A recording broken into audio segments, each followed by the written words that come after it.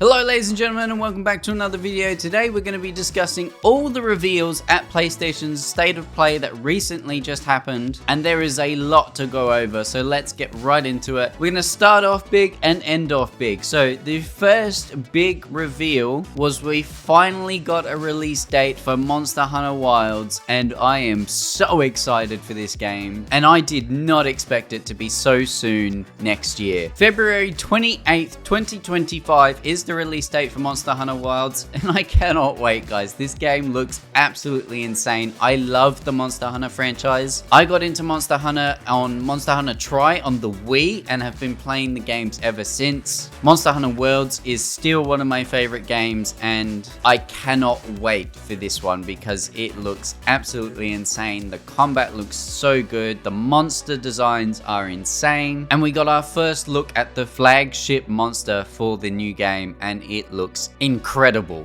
Seriously, love the Monster Hunter games. Cannot wait for this one. There's been a bunch of gameplay reveals and live streams and such. There was a bunch of footage shown at Gamescom for Monster Hunter Wilds, and it's honestly shaping up to be one of the biggest releases, if not the biggest release of 2025. Although something got announced at the end of State of Play which might rival that, but we'll get to that towards the end of the video. Let's move on to the next thing, which is Astro Bot. I don't know if you guys have been paying attention to this game, but honestly, did not expect anything from Astro Bot, but from what I've seen, it looks like a lot of fun. It looks like a fun platformer with funny, quirky humor, and then it also has every PlayStation character you can think of just shoved in there, because why not? Because it is absolutely shameless the way this game is set up and the premise of it. It is all PlayStation. It is just a big advert for PlayStation. However, the game is actually really solid, and it's getting a few new levels as well as some new bots for you to rescue,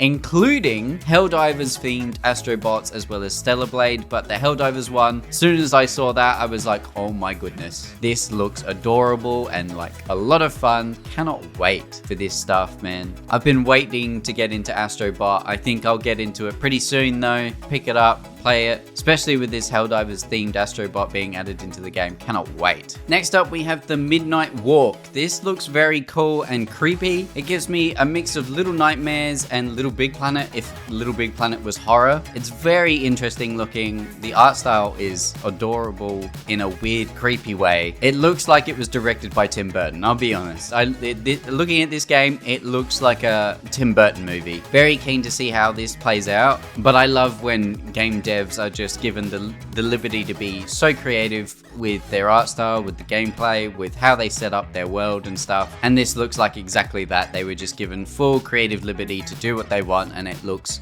awesome. The next game is Hell Is Us. This looks very interesting. Not sure what to make of it yet, but again, has a creepy vibe. But yeah, I'm not sure what to make of this one. Not a whole lot was revealed. It sort of gives off a creepy action adventure sort of vibe to the game. Honestly, the world seems really interesting in this one. They're teasing a lot of very interesting themes. A lot of people are saying it looks like a mix of Returnal and Death Stranding or Metal Gear Solid sort of vibes to it. Very mysterious looking game, but I'm interested to see what this one's about. It definitely has me intrigued. Next up on the list is Archeage Chronicles. This one was so out of nowhere for me. I was very surprised to see this one because not too long ago they stopped live service for the original Archeage MMO, and I think shut down servers in America and Europe. So I was very surprised to see this one, especially so soon after them being like, hey, we're done with the original Archeage. We don't have the player base to keep up updates and pump out content for it. But honestly, I am interested in this to some degree to see how it does and whether it holds up. MMOs are very weird for me, especially nowadays. I did play the original Archeage back in 2013 and had a blast with it, but I lost interest pretty quick. So we'll see how this one does. But yeah, like I said, it's just so interesting to see this announced and coming out pretty soon, given how the original just shut down not too long ago. So keen to see how it does, but very skeptical at the same time. Okay, real quick, we're just gonna rattle through the VR games, remasters, and DLCs that all got announced at State of Play. Let's start with the VR games. You've got Metro Awakening, which is very interesting. I love the Metro franchise, but very surprised to see it come to VR. I know the last Metro game didn't do as well as the other two, but We'll see how this one does. Obviously VR, it's quite limited audience. And then we've got Hitman World of Assassination is coming to PlayStation VR 2. Love the Hitman games, but never really tried it in VR. But it looks pretty cool. And then remasters, we have Luna, Legacy of Kain, Soul Reaver 1 and 2, and then Horizon Zero Dawn, which was a little weird for me. I don't really like when games that in my head, I'm like, yeah, that was not that long ago, and then they get remastered. They did it with The Last of Us and stuff. I'm like, does it really need a remaster? Legacy of Kain, I know a lot of people are excited for. I never played the games, but I know a lot of people were very keen for this remaster, so it's cool to see that. And then for DLCs, we have TMNT Shredder's Revenge DLC Radical Reptiles. Looks pretty fun. I've seen this game, very arcadey. And then the big one is Alan Wake 2, the Lake House DLC. Obviously, Alan Wake 2 was one of the biggest releases last year. It kind of rivaled Baldur's Gate 3 in a way. So I'm sure people are very keen for this new DLC. I still need to get around to playing Alan Wake 2. We should be seeing more of this sometime soon, probably along with the new Death Stranding teaser, some Metal Gear Delta stuff, and various other Konami IPs, because there is a Konami publisher sale going on right now on Steam, and there's an event happening tomorrow. Also, real quick, we are getting Lego Fortnite split screen and a new controller for Fortnite, which looks very odd, I'll be honest, but I'm sure the kids will love it. And then you're also getting a Stellar Blade Nier Automata crossover. I always find it interesting when games like this do crossover events and bring out new content. Never played Stellar Blade, never played Nier Automata, but I'm sure fans of both games are very keen for this. Okay, let's jump back into the games that are coming out. Next, we have Palworld. It's being released for the PS5, although I'll be honest, it's a bit of an awkward time for this to release given the Nintendo lawsuit, but you know, it's whatever. Palworld for PS5, if you've been waiting for this, it is a good game. I've played it, I've done a video or two on it, but yeah, just a bit of an awkward time for this to come out given the recent lawsuit with Nintendo. But we'll see how that goes, I guess. Then you're also getting a turn-based RPG called Fantasian Neo Dimension. Looks pretty interesting if you're into this genre of game. And then we're also getting a new Lego game called Lego Horizon Adventures. This was announced a while ago. It looks pretty fun. Lego games are always a good time. Kind of interesting that they've chosen to do it with the Horizon IP, but you can see in this trailer there's like a Ratchet and Clank themed costume here. So there might be other PlayStation IPs thrown in here just for a bit of fun, but you can't go wrong with a new Lego game. So that looks very fun. Then you've also got Fear the Spotlight. This looks very interesting. It's a horror game, gives me Fatal Frame vibes in a way. Very interesting art style, very creepy. I don't do well with horror games, so I'll probably give this one a miss. But if horror and creepy vibes is your thing, this looks very, very good. And then you've got Dragon Age Veilguard. Some new gameplay got released at State of Play. Honestly, want this one to be good because I am a huge fan of Dragon Age, especially Dragon Age Origins. For the longest time, that was my favorite game of all time. It's still up there in my top 3, but I'm very cautious and hesitant around this one. Inquisition was okay.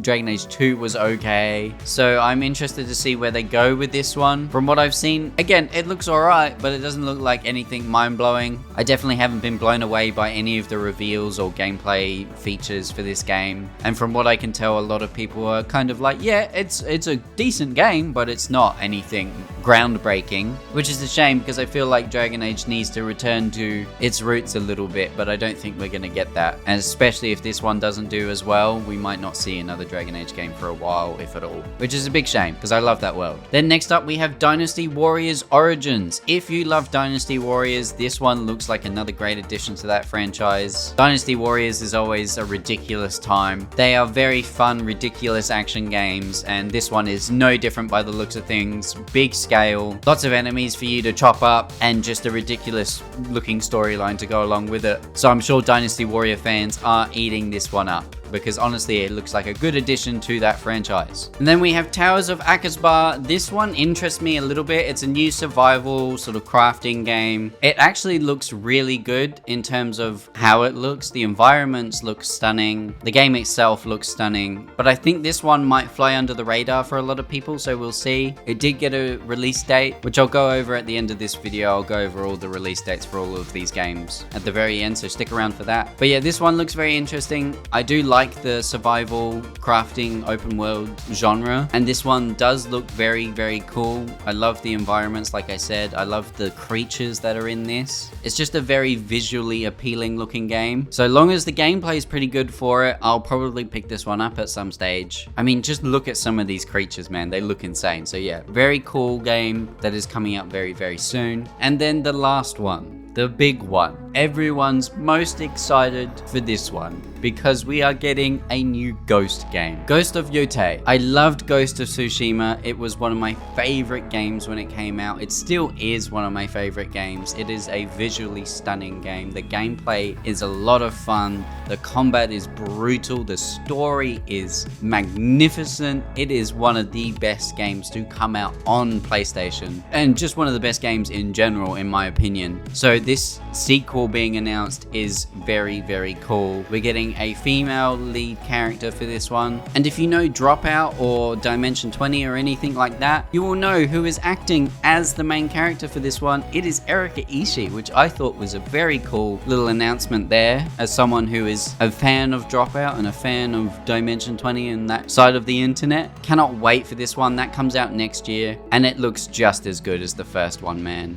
It's set 400 years after Ghost of Tsushima, so we're not going to see Jin Sakai or anything like that in this one. I'm very interested to see if we see references to him or if this character is a direct descendant of Jin Sakai. Very interested to see how it ties into the first one, if at all. If Jin is like a legend that they talk about in this game. But again, the game looks visually stunning just like the first one. The environments look amazing. The combat looks just deeper and more detailed than the first game. It looks like we're going to have access to a lot more weapons. Obviously the year is 1603, so we'll have muskets and pistols and stuff to play with. We saw a rifle at the end of this trailer. Very keen to see how this one goes. This, along with Monster Hunter Wilds, these two games are my most anticipated games of 2025. I cannot wait to play both of these. So 2025 is shaping up to be another big year in gaming. Lots of cool games coming down the pipeline for the end of this year even as well. But real quick, let's just go over the release dates for everything that was announced at this State of Play. The new Astro Bot free add-on update will come fall 2024. The Horizon Zero Dawn remaster will come out on October 31st, as well as Dragon Age Veilguard, that will come out on the same day. Lego Horizon Adventures will be out November 14th. Dynasty Warriors Origins will come out January 17th, 2025. The Midnight Walk is coming to PS5 in spring 2025. Hell is Us just has a release date of 2025. Palworld is now out already on PS5, so go pick it up if you want to play that on PS5. The new DLC for Alan Wake 2 is coming out in October this year. The Legacy of Kain remasters will come out in December this year. The Stellar Blade update / crossover with Nier Automata is coming out later this year. The Luna remaster is coming out spring 2025. The Teenage Mutant Ninja Turtles DLC is out now, so if you have that game, if you have TMNT Shredder's Revenge, go pick up that now. Metro Awakening will come out November 7th for the PlayStation VR 2. Fantasian Neo Dimension is coming out December 5th. Fear the Spotlight is coming out in October. Archeage Chronicles just has a release date of 2025. Towers of Aghasba is coming out in November for early access, so it's not a full release, it is early access in November. Hitman World of Assassination VR is coming out in December. And then the two big ones I've obviously already mentioned, Monster Hunter Wilds new release date, which is February 28th, 2025, very early next year. And then Ghost of Yotei is just 2025 for now. We don't know an exact date for that one, but like I said, very, very big announcements at this State of Play. Very keen for a lot of these games, honestly, with the two big ones being Monster Hunter and Ghost of Yotei. Cannot wait for these games, man. Let me know in the comments down below what you're most excited for. What are you going to pick up, and what do you think of PlayStation's new slate of games? Let me know in the comments down below. Like the video if you enjoyed it. Subscribe for more content like this. Become a member today if you want to support me in another way. You'll get early access to videos and live streams. And thank you so much for watching this, and I'll see you guys in the next one. Bye.